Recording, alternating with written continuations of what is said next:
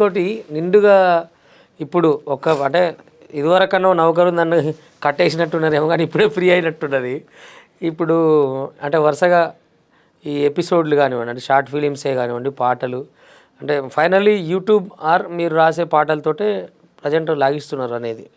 ఒక పర్టికులర్ రాజకీయ పార్టీకి పిలిచి మరి ఇంకేదైనా అవకాశం కానీ మళ్ళీ మా కింద చేయండి అని పిలిచిరు అనుకో, వెళ్ళిపోతారా మానుకోట ప్రసాద్?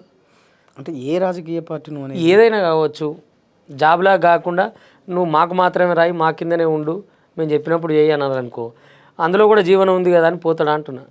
అంటే మాకు మాత్రమే రాయి అనడానికి ఇప్పుడు నాకు సిద్ధాంతం ఉంటుంది కదా. అవును, నేను ఒక సిద్ధాంతం కింద ఉంటా. అవును, మా కిందనే కట్టుబడినట్టు ఉండమంటే కష్టం. ఇప్పుడు నీకు బీఆర్ఎస్ పార్టీ అంటే ఇష్టం, ఓపెన్ క్లిస్టర్ క్లియర్. ఒకవేళ ఈ 4 ఏళ్లలో బీఆర్ఎస్ పార్టీ ఉండదు, అప్పుడు ఏం చేస్తావు? కాంగ్రెస్లోకే పోతావు? నా యూట్యూబ్ ఛానల్ చేసుకుంటూ బతుకుతా. సో నీకు నచ్చిన పార్టీ ఉంటే ఉంటావు, లేకపోతే లేదు అనేది అది నేను అడగదా. క్లియర్ అది. అంటే ఫైనల్లీ ఒక రాజకీయ కళాకారుడిగా అంటే నేను పొలిటికల్గా రాజకీయ నాయకుడిగా ఎదగాలనుకోలేదు. ఓకే, నాకు అది క్లియర్. నాకు ఏ పదవి మీద ఆశ లేదు, నాకు రాదు, నాకు రాజకీయం చేసే శక్తి లేదు. అరే లేదు అని నువ్వు అట్లా ఇప్పుడు మన చెప్పేది విను, అది లేదు. కాబట్టి నేను ఇంకో పార్టీ దగ్గరకో పోయి అయ్యా నన్ను మీ దగ్గర పెట్టుకోరి, నేను మీకే పని చేస్తాను, లేదు ఇదే ఉద్యోగాన్ని 50,000 జీతం చేస్తారా, 40,000 జీతం చేస్తారా చెయ్యుర్రి, గవర్నమెంట్కు కట్టుబడి పనిచేస్తా. ఓకే, రాజ్యంలో ఎవరుంటే ఆ ప్రభుత్వానికి ప్రజలకు మంచి జరిగే విధంగా ప్రజా సంక్షేమ పథకాలు ఏవైతే ఉన్నాయో వాటి మీద పాటలు రాస్తాం, పాడుతాం, చేస్తాం. కానీ ఆ ఉద్యోగం పర్మనెంట్ అవ్వాలి, ఆ ఉద్యోగానికి భద్రత కావాలి, ఆ జీతం పెరగాలి. అవును, నీకు రాజకీయం చేసి వేరే రాజకీయ పార్టీ వేదికలు ఏది ఎక్కం కాదు. అంటే ఇప్పటిదాకా అది ముందు వరుసలో జరిగి ఉంటే బాగుండేది. నేను అది కూడా అంటలేను, అటు పోతలేను. అసలు నాకు రాజకీయం రాదు, నాకు అవసరం లేదు అని అంటున్నావు. ఓకే, కానీ రేపు స్థానిక ఎలక్షన్స్ రాబోతున్నాయి. మానుకోట ప్రసాద్ క్యాలిబర్ చూసి మా ఊరు నుంచి ఒకటి గట్టిగానే ఉన్నాడు రాబాయ్ అని సర్పంచ్ పెద్ద కామెడీ నాకు నవ్వుతుందిలే, పిలిచిరు అనుకో, తీసుకోవా? అరే బీఆర్ఎస్ పార్టీ నుంచే ఇస్తారు అవకాశం. నాకు ఏ పార్టీ నుంచి ఇచ్చినా వద్దు, నాకు వద్దేనైనా రాజకీయానికి కదా. సుశీల మానుకోట ప్రసాద్ ఏమంటున్నాడు, పాట తప్ప పాలన వద్దంటున్నాడు ఆయనకు. నాకెందుకు అది, నాకు రాజకీయం చేసేటోళ్ళు వేరే ఉంటారు, వాళ్ళకు పెద్ద పెద్ద కళలు ఉంటాయి వాళ్ళకు. నాది చాలా చిన్న కళలు అబ్బా. నేను పాటలు రాసుకోవాలి, నా పాటలు 10 మందికి ఉపయోగపడాలి, 10 మంది పాడుకోవాలి, 10 సప్పట్లు రావాలి, చాలు నాకు. నేను బతకడానికి, నా పిల్లలు బతకడానికి, నా కుటుంబం బతకడానికి 4 పైసలు వస్తే చాలు. అవును, రాజకీయం చేసి వీని నుంచి సంపాదించాల్సిన అవసరం నాకు లేదు. రాజకీయం అంటే ఒక రాజకీయ నాయకుల దగ్గరనే ఉన్నదా? ఇప్పుడు నువ్వు బతకాలంటున్నావు, మన కళాకారుల రాజకీయాలు ఎన్ని ఉన్నాయి అనుకుంటున్నావు? ఈ కళా గుంపులలో ఎన్ని రాజకీయాలు ఉన్నాయి? ఇంకా చాలా రాజకీయాలు ఉన్నాయి. కానీ ఇక్కడ నేను నమ్మేది ఒకటే, మనకి టాలెంట్ ఉంటే, అంటే అందరూ చెప్తారు, అది ఎవడని చెప్తాడు, ప్రతిభను ఎవ్వడూ ఆపలేడు.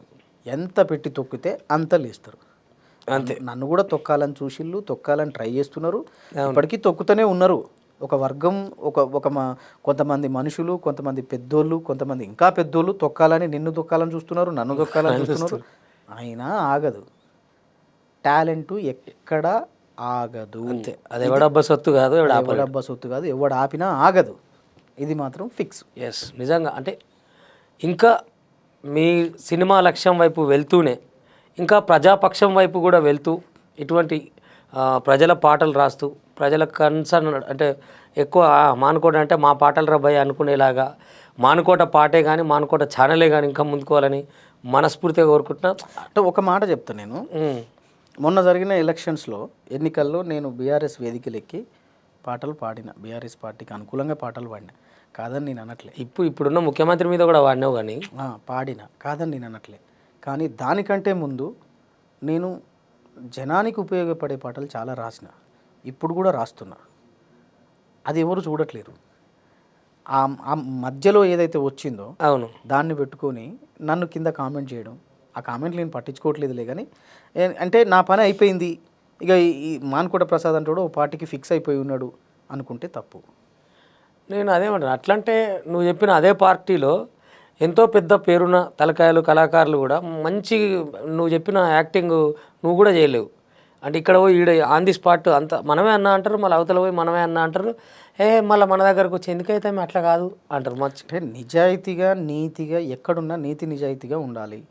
మనం పని ఇప్పుడు నువ్వు ఇక్కడ ఒక పని ఒప్పుకున్నావు, నీ పనిని ఈ ఈ ఈ సంస్థకి నువ్వు నీతి నిజాయితీగా చేస్తే చాలు. నేను గదే చేసిన. ఓకే, గంతే. ఇక ఆ రాజకీయాలతో నీకు పని లేదు, నాకు సంబంధం లేదు. రైట్. నేను ఇంకా ఇప్పుడు అప్కమింగ్ ఇప్పుడు జ్యోతిబా పూలే పాట రాస్తున్నా, నెక్స్ట్ మహిళా దినోత్సవం పాట రాస్తున్నా, పొద్దున్నే మహిళా దినోత్సవం పాట రాసిన, జ్యోతిబా పూలేకి నిన్ననే ట్యూన్ చేసిన. ఇట్లా వచ్చే పాటలు చాలా ఉన్నాయి. అంటే చివరి ఒకటి అడగాలని ఉంది.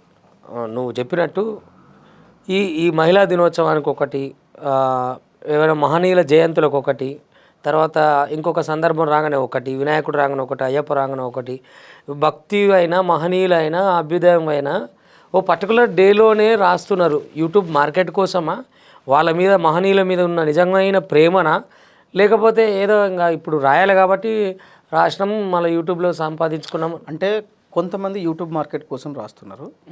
నేను కూడా ఆ టైం వచ్చినప్పుడే యూట్యూబ్లో రిలీజ్ చేసిన. బట్ దానికంటే ముందే ఇప్పుడు జ్యోతిబా పూలేది ఏముంది, ఆల్రెడీ అయిపోయింది. అవును, కానీ నేను జ్యోతిబా పూలే పాట రాస్తున్నా. మహిళా దినోత్సవానికి సంబంధించి 8వ తారీఖు నాడు మహిళా దినోత్సవానికి సంబంధించిన ఓ పాట రాస్తున్నా.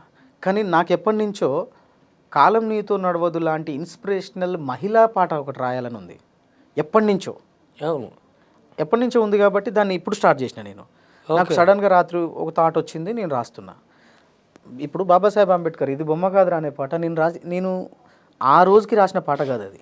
ఓకే, నేను ఎప్పుడో లలిత స్టూడియోలో కూర్చొని ఒక పర్టికులర్ టైంలో నేను అంతకంటే ముందు స్టాచ్యూ మీద ఒక పాట రాయాలి.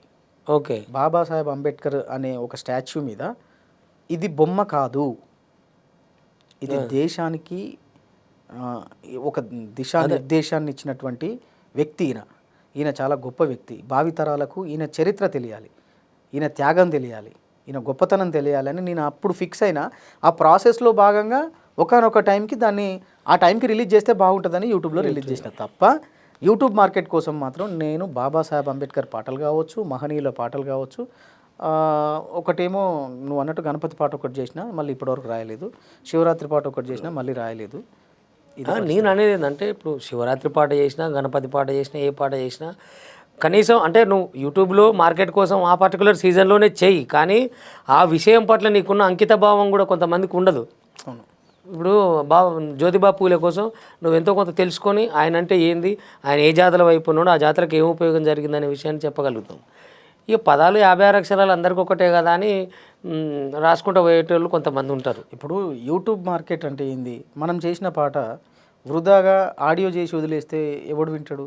అవును, ఇప్పుడున్న స్మార్ట్ ఫోన్లు, ఇప్పుడు వచ్చిన 5G వ్యవస్థ కాబట్టి ఆటోమేటిక్గా ప్రతి ఒక్కరి చేతిలో స్మార్ట్ ఫోన్ ఉంది. యూట్యూబ్ ఓపెన్ చేసి చూస్తారు. మన పాట దాంట్లో ఇస్తే 1,00,000 మంది చూసినట్టే, 1,00,000 మందికి మనం చెప్పిన మెసేజ్ వెళ్ళినట్టే. అవును, కాబట్టి యూట్యూబ్ మార్కెట్ చేసుకోవడం అనేది తప్పే కాదు. అది తప్పంటలేము, కానీ అదే ప్రభావితం చూపిస్తుంది వ్యవస్థ మీద. నువ్వేం చూపిస్తావు అనే అంశం కూడా చాలా ఇంపార్టెంటే కదా. అవును, అంతే కదా.